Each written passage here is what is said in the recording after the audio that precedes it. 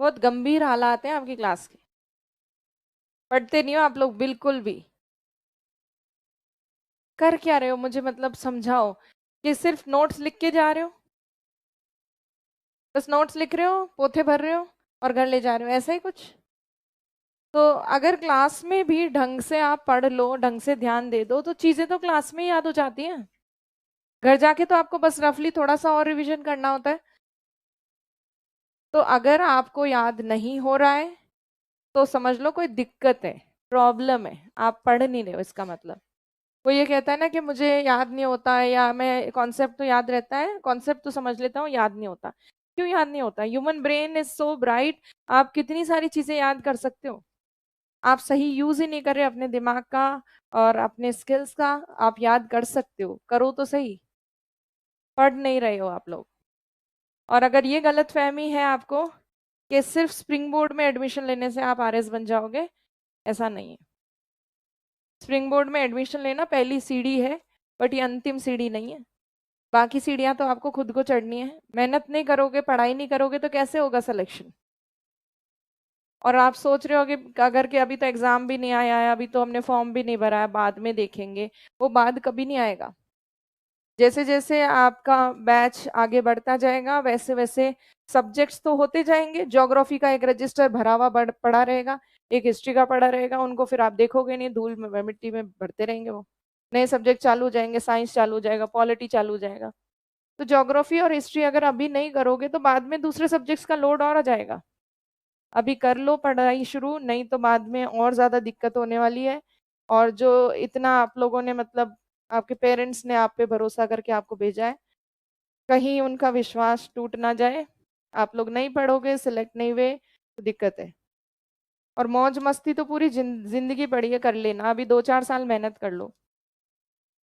अपने परिवार में कुछ ऐसे लोगों को देखना जो सफल नहीं हो पाए जीवन में, तो आपको पता चलेगा कितनी ज्यादा मतलब फिर उसके बाद कुछ भी अच्छा नहीं लगता। अच्छा मौसम भी अच्छा नहीं लगता, त्योहार भी अच्छे नहीं लगते, कुछ भी अच्छा नहीं लगता।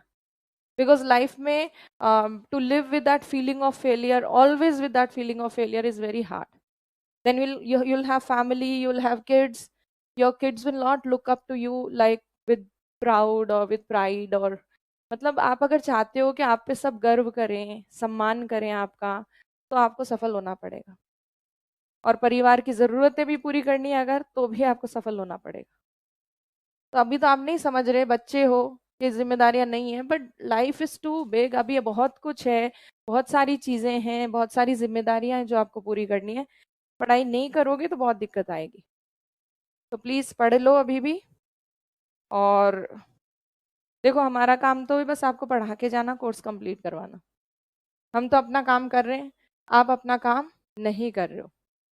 और फेलियर के रीजंस देना बहुत आसान होता है, रीजंस किसी को भी सुनने नहीं होते। क्या आपने सुना कभी कि किसी ने इंटरव्यू लिया हो किसी फेल्ड इंसान का कि भाई तुम फेल क्यों हो गए, बताओ, तुम्हारी स्ट्रैटेजी बताओ फेल होने की? पूछता है?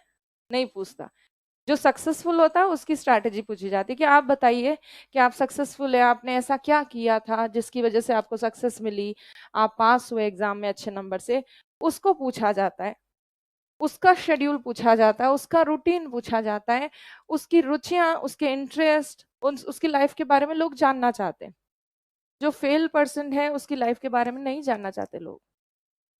तो प्लीज एक एग्जाम्पल सेट करो अपनी फैमिली के लिए, अपने परिवार के लिए, अपने गांव के लिए, अपने एरिया के लिए, ताकि आगे आने वाली कई सारी पीढ़ियां बोले कि हाँ हमारे गांव से ये ऑफिसर निकले थे, ये हमारे रिश्तेदार हैं, ये हमारे जानकार हैं, ये हमारे दोस्त हैं। सब जानकारियां निकालेंगे तुम सफल होगे तो। और अगर तुम सफल नहीं हुए तो जानकारी छोड़ो, तुम्हें बुलाएंगे भी नहीं लोग शादी ब्याह वगैरह में। तक सफल हुए तो जबरदस्ती बुलाएंगे, कोई रिश्ता नहीं होगा तो भी बुलाएंगे कि नहीं नहीं तुम तो हमारे काका के, मामा के, भतीजे के, वटेवर हो, सो प्लीज कम। तो इसीलिए प्लीज अच्छा एग्जाम्पल सेट करो। अभी शुरुआत है, अभी ज्यादा देर नहीं हुई है, अभी भी आंखें खोल लो, अभी भी पढ़ना शुरू कर दो। पन्ने पलटने से क्या होगा?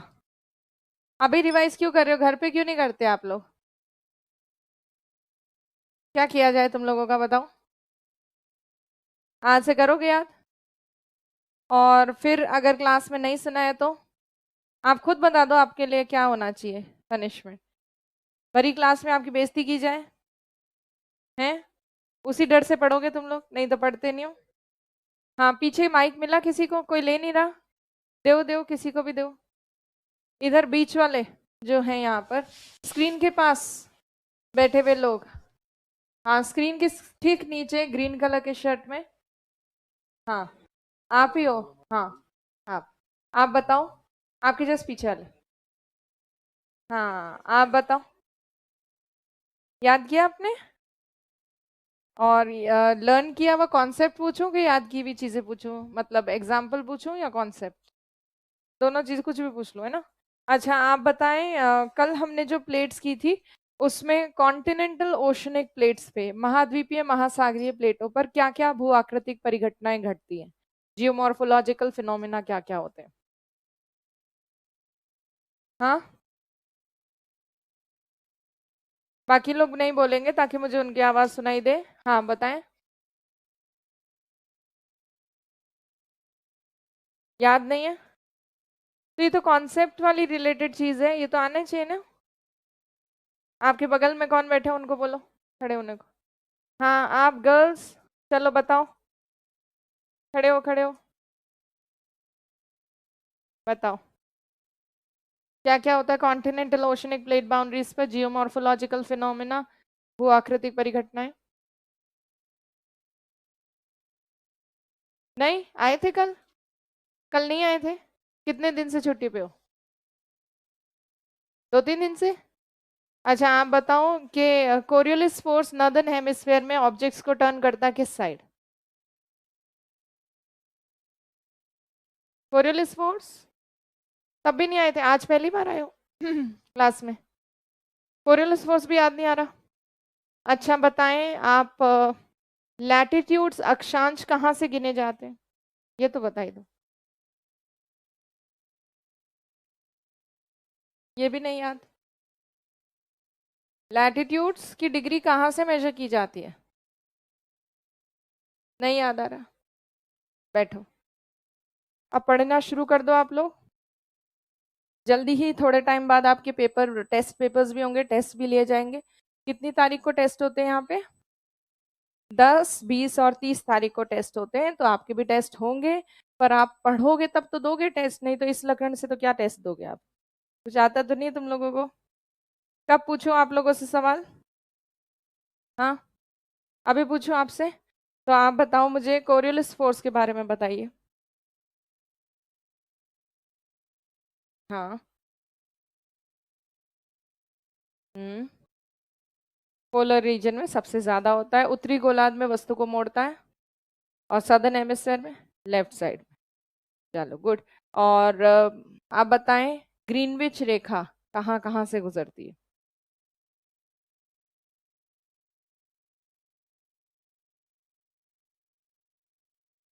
घाना। टोगो। Burkina Faso. और एंटार्क्टिका। Very good, sit. तो आप में से कितने लोग हैं जो सच में ईमानदारी से, जिनको याद याद है पूरी ज्योग्राफी? 2, 3, 95% याद है। 5, 6, 8, 10 लोग ही हैं क्लास में जो लोग याद कर रहे हैं। बाकी लोग भी याद करने चाहिए। अब मैं आपसे, आप कह दो जब भी पूछूंगी सवाल। कल मैं चलो आपको सैटरडे तक का टाइम देती हूँ। सैटरडे को मैं सवाल पूछूंगी आपसे, और सैटरडे को किसी से भी पूछा जा सकता है सवाल। और नहीं, एक डेट नहीं दूंगी, नहीं तो उस दिन सब लोग गायब हो जाएंगे। मतलब ये कह देती हूँ कि मैं आपको फ्राइडे तक क्वेश्चंस नहीं पूछूंगी, तब तक मैं आपको थोड़ा टाइम दे रही हूँ याद करने के लिए।